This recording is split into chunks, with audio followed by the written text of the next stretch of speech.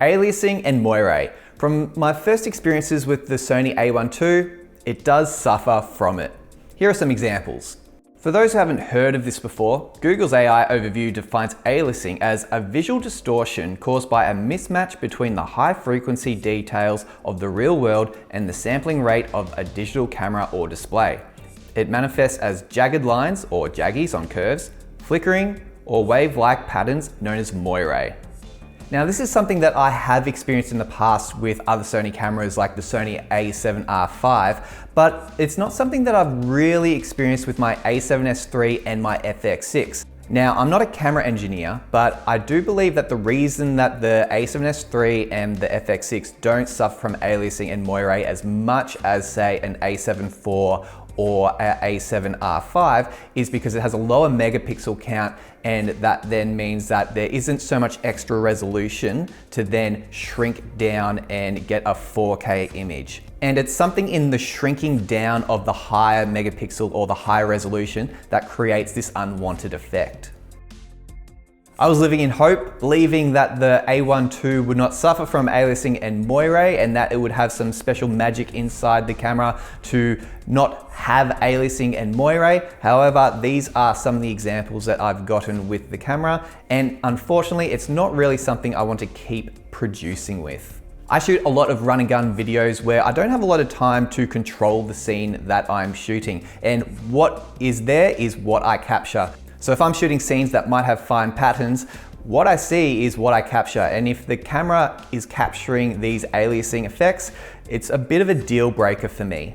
Now, in my research, I did find a couple of ways to reduce the aliasing effect, but they weren't really ideal. The first one is I can shoot in the APS-C crop mode, which I do actually like being able to have the option to shoot in APS-C crop mode with the A12. But I also like being able to shoot with the full frame sensor as well if I choose to. Being limited to only the APS-C sensor to avoid aliasing and Moiré is a bit of an annoyance when I've paid all this money for a full frame camera. And the second option is to shoot in 8K. However, that doesn't really work for me because I like to shoot in 4K 50p and have that 50p option to then slow down the footage in post. However, the A12, oddly enough, only shoots 8K 25p in PAL mode, which I'm recording in. I was a little bit surprised that the A12 did not shoot 8K 50p because I do know other cameras from other brand manufacturers do actually record 8K 50 or 60p. So that was a little bit of a surprise when I was looking at the specs at the A12. At the time I thought, it's not really a deal breaker because who shoots in 8K? But now that I've got my hands on the A12 and hearing that if you shoot in 8K, you can reduce the aliasing in Moiré, it's a bit of a gotcha.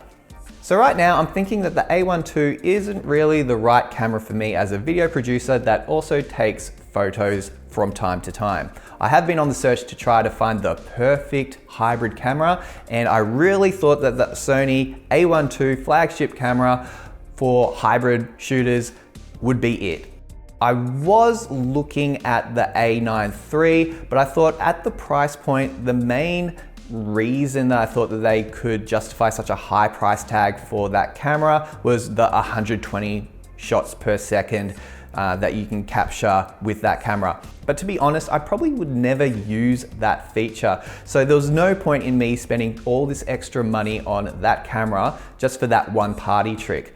However, I would be interested to know if there's anyone that is watching this video that has used the A9 III. Have you noticed any Moiré and aliasing in your footage when you've shot with it? And if it's there, is it distracting or is it minimal? I'd love to hear your thoughts in the comments. Otherwise, who knows? Maybe the A7 V will be the answer to all my problems, if it ever comes. Thanks for watching.